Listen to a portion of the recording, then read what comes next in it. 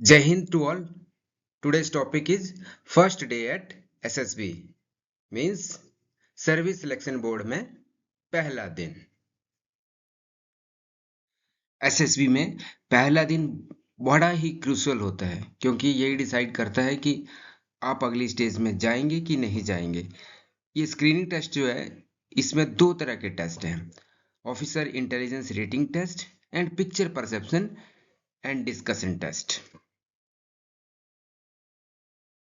IR जो है, जो ऑफिसर इंटेलिजेंस रेटिंग जो है, वो verbal and non verbal reasoning ability के बेसिस पे असेस की जाती है। तो कैंडिडेट को मल्टीपल चॉइस क्वेश्चंस जो है वो आंसर करने होते हैं टेस्ट में, जो कि logic reasoning, numerical ability and problem solving skill के ऊपर बेस्ड होते हैं। एक अच्छा स्कोर अगर आपका ओ आई आर टेस्ट में है तो आपके चांसेस जो है स्क्रीनिंग प्रोसेस को क्लियर करने के बढ़ जाते हैं।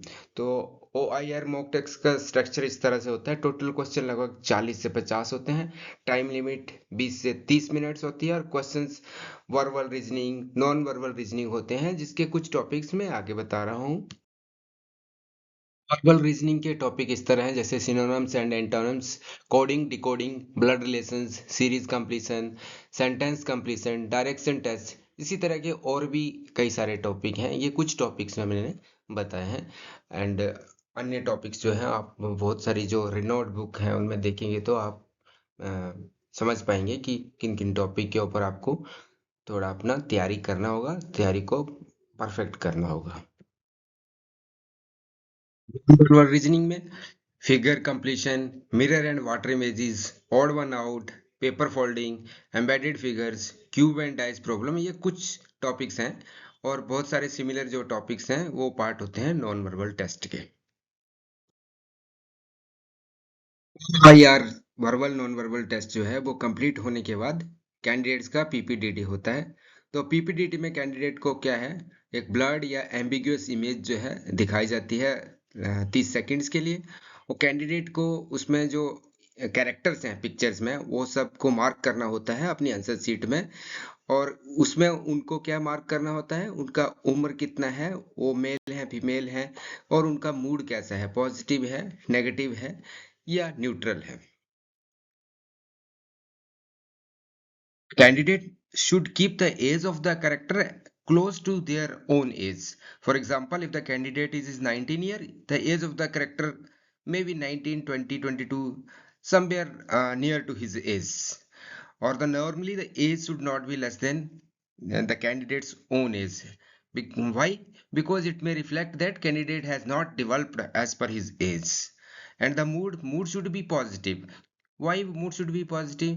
Because even in a blurry or the image which is ambiguous, you can see the neutral or negative mode. That means your personality is not positive. Therefore you should keep the mood as far as possible the positive mood. Candidates have to write a short story based on what they perceive in the image within 4 minutes. तो ये short story उसको कैसे लिखनी होगी? They should write 1-2 lines about present, 1-2 line about past, and 1-2 line about future. Mean what is happening now, what would have happened before it, and what will happen later. So based on these facts, the candidate should perceive his story and write it on his answer book. After writing, candidates participate in a group discussion to arrive at a common story. Okay, let me give you few tips for getting success in PPDT. तो हमको क्या करना है? We should observe the picture keenly, अच्छी तरह से observe करनी है एंड एक स्ट्रक्चर्ड स्टोरी बनानी है। Mean what is happening now, what would have happen earlier, what would happen later. Based on that एक स्ट्रक्चरल स्टोरी आपको बनानी है और स्टोरी लाइन को क्या रखना है, रियलिस्टिक, पॉजिटिव एंड प्रैक्टिकल रखना है। मतलब ऐसा हो सकता है इस तरह के रखना है और पॉजिटिव की तरफ बढ़ना चाहिए कि उसका एंड जो है बहुत ही अच्छा पॉजिटिव होना चाहिए।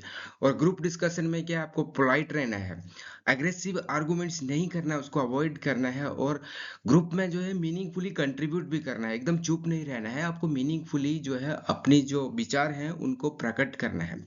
तो जो कैंडिडेट्स जो हैं OIR और PPDT में अच्छा परफॉर्म करते हैं उनको नेक्स्ट स्टेज के लिए सिलेक्ट कर लिया जाता है, जबकि बाकी कैंडिडेट्स को सेम डे जो है वापस भेज दिया जाता है।